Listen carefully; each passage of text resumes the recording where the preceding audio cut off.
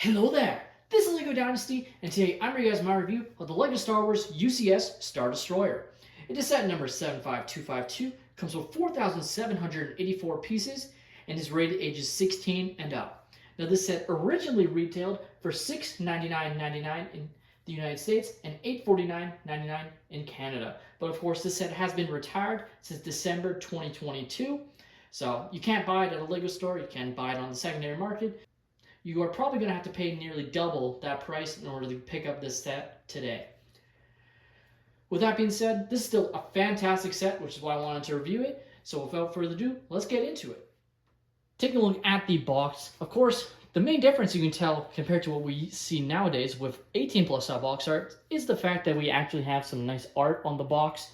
You know, you can see the Star Destroyer flying over Tatooine, chasing off against the Tantive IV there. So it looks very awesome. It's definitely a bit nostalgic in a way, you know, since we're so used to these days with just the all black box art for UCS sets being all 18+. So definitely some nostalgia when we used to get actual art of the sets, especially around the set, as there is pretty much art all around. As you can see, you have the basically the scene from the film kind of recreated in Lego, with the Tantive IV being, you know, docked or being pulled in by the tractor beam. Flipping the set around, you have some more imagery of the Star Destroyer actually being built on Corellia, which is pretty cool. Obviously, we don't really see this from A New Hope, but it was sort of seen in Solo, so still pretty cool. You also have some more nice imagery on the side, or on the bottom, I mean, showing the nice, you know, ability, or just some of the nice features, I guess, in detail. And then the other side as well also shows the Star Destroyer firing on the Tantive IV as they disable it. So again, looks very cool. Now, of course, this isn't the only art included in the set. As you open up the box, and you actually have the dimensions. Looks very nice there. Also shows the two minifigures, since I don't display them on the front, that being an Imperial officer and an Imperial crew member. Obviously not the most exciting minifigures, but pretty good nonetheless, I guess, to get. Though I think it would have been better if we got, you know, one of the officers that we saw interacting with Darth Vader when they were, you know, captured the Tantive IV. Now again, this isn't the only art, as again, you flip the box open again, and you have the Imperial insignia with the Star Destroyer flying over top of it, trying to get it lined up.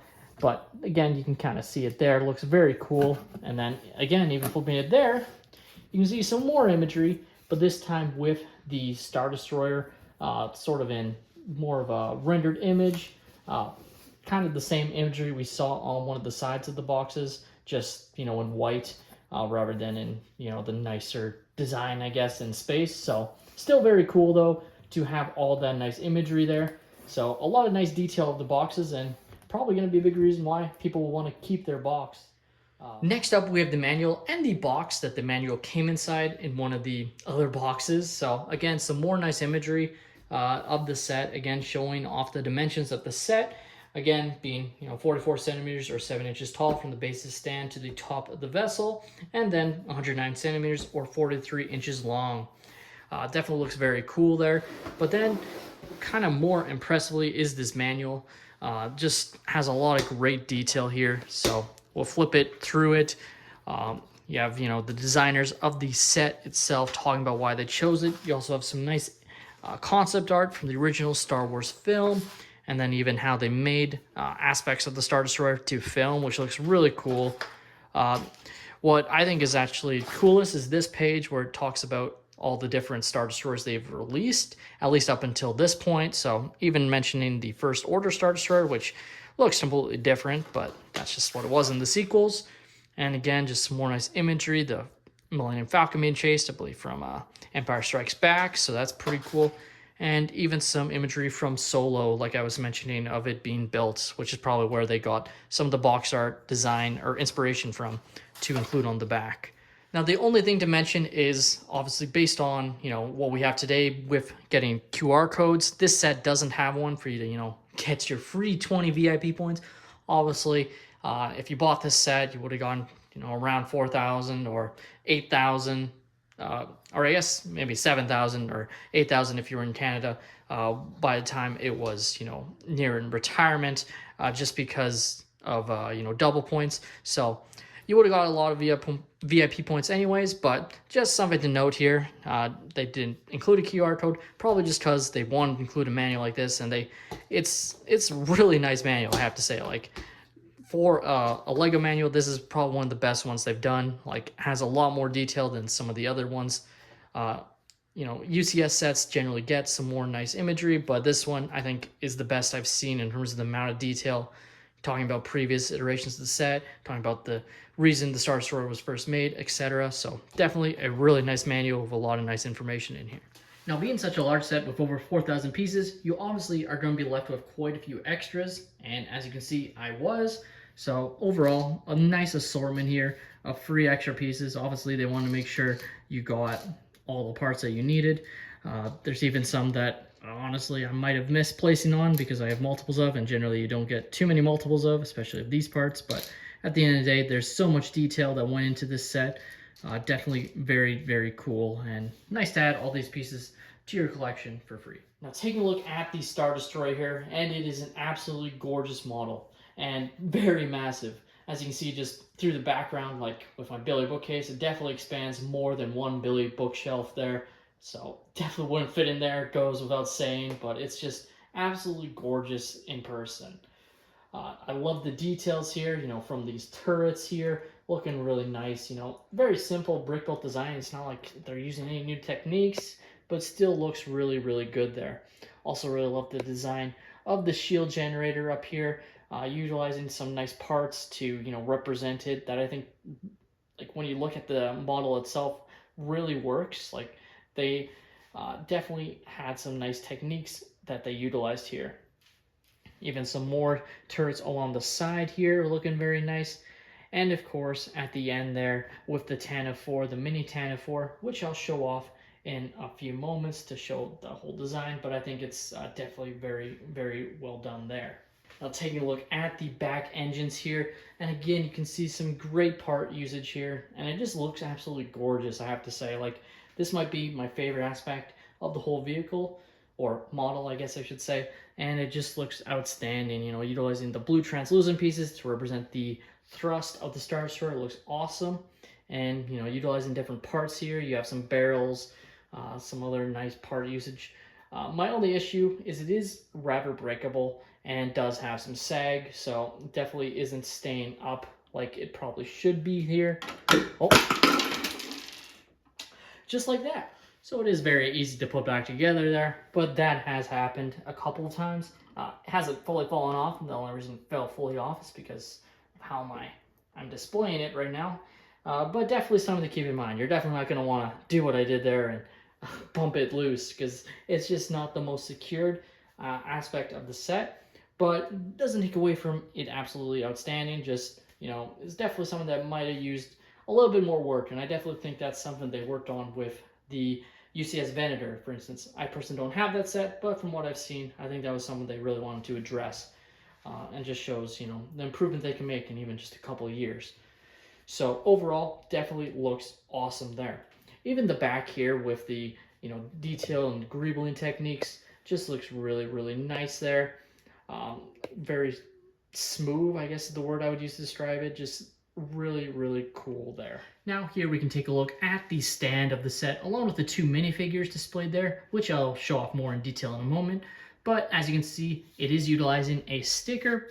Of course, the set came out before the UCS plaques became more standard as printed, which is only a recent change, kind of amazingly, but it's definitely very nice, has a nice glossy look because of it being a sticker, has some really nice information, Kuat Drive Yards was the manufacturer, the length 1,800 meters, engines, all that other information that you can read if you so desire, and you can also get a nice look of the stand itself, the part usage there, which looks pretty interesting, I have to say. Definitely, to me, just evokes that they were trying to just show how it was built, in universe, how it had these similar sort of designs, utilizing these sort of parts here that look really cool, but it's definitely not what I think they would normally do, and definitely something they changed for the UCS Venator, just because I don't think these parts provided enough support overall there. So they definitely look pretty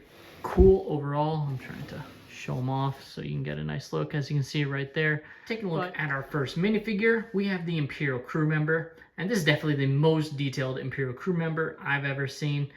The arm printing, leg printing is all outstanding there. It even has some slight belt printing there going from the torso to the legs, which looks awesome. Really the only thing I think is missing is maybe some dual molded legs to represent his boots. Definitely would have been nice there. Even has some nice back printing. No double-sided face though, just because of his cap. This cap even has a nice Imperial logo printed on the top there. Overall, it's a really nice minifigure. I think it's, warts is that it's just an Imperial crew member. Definitely would have been nice to get a more interesting character.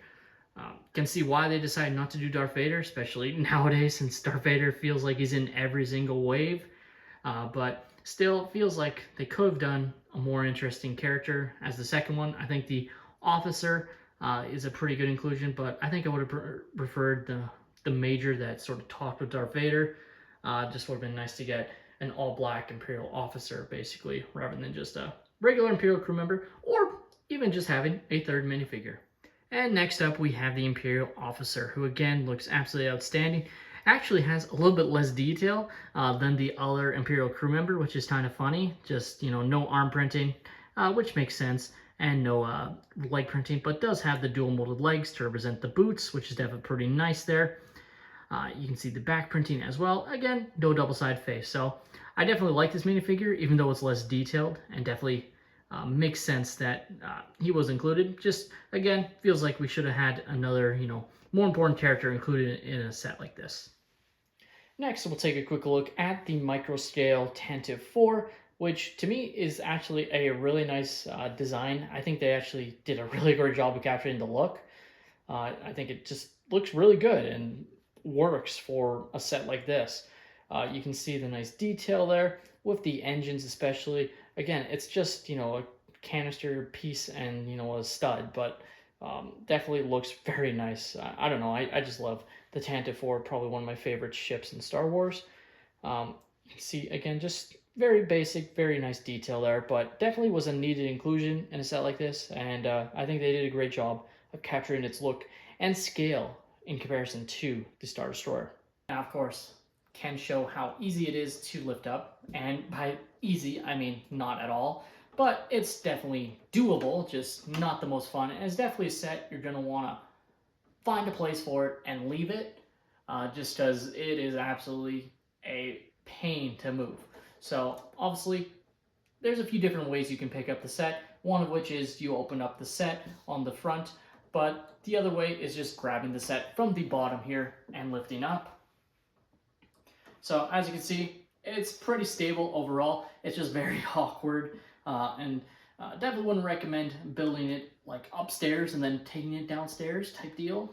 Definitely a set to build in the area where you're wanting to display it, because it is very, very heavy, I have to say, and definitely very awkward, and I'd worry about dropping it walking down the stairs type deal. But once it's in your hands, I'm not too worried, just doing this.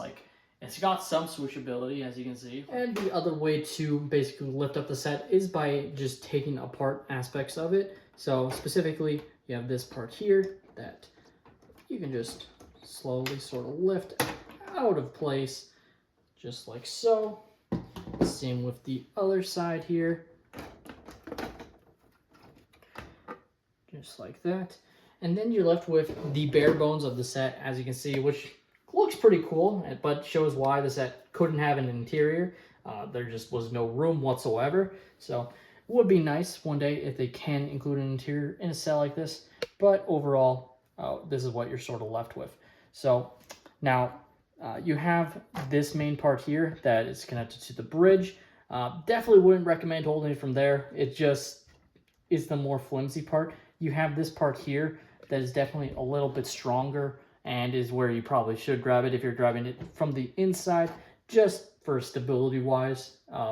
Definitely would worry about the Technic pieces potentially snapping, especially if you're carrying it a long distance.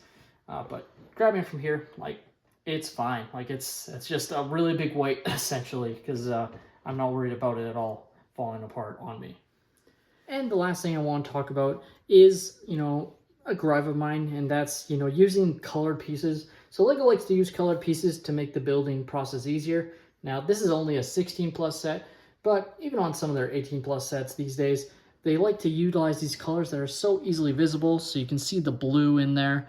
And it makes it look not good because obviously it wouldn't be visible. There's not supposed to be a gap, but it's one of the things that, just is visible with Lego. So if it was just gray, it wouldn't be an issue because, there's going to be gaps. You kind of accept that when you buy a Lego set, especially one with a lot of complex pieces here or techniques, that there's going to have to be gaps just to capture the look. But they don't have to utilize the colors that are visible. So there's blue, there's even some red visible up here a little bit, yellow, just little colors poking through that just didn't have to be visible at all, but are. And it's just a pet peeve of mine being able to see it, as it should just be gray. The LEGO Star Wars UCS Star Destroyer is definitely one of the best LEGO UCS sets ever made. And yeah, I have some pet peeves with it. Being able to see colors, some aspects are breakable than others, but that doesn't take away how absolutely outstanding it looks on display. Like, it is definitely a behemoth of a model, and it's just awesome. That's all there is to it. Some of my gripes of the set, the fact that it only has 2 minifigures and they're not very important or truly unique characters. Like, the Imperial crew member is awesome, but again, it just feels like we could have gotten a character that we don't get or haven't gotten before. It just feels like we could have gone even just a third figure. Like, there's room on the stand. Like, technically, you could have had 4 minifigures in the set just based on the stand design. You could have had 2 on each side.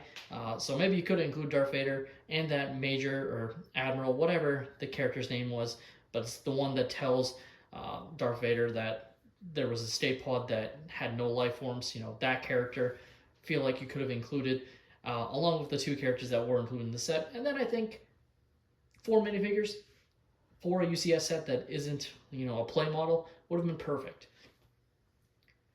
With that being said, it's still absolutely gorgeous. You might be a little bit bored the fact that it's pretty much all gray, but it's definitely very accurate, and it still just looks absolutely awesome.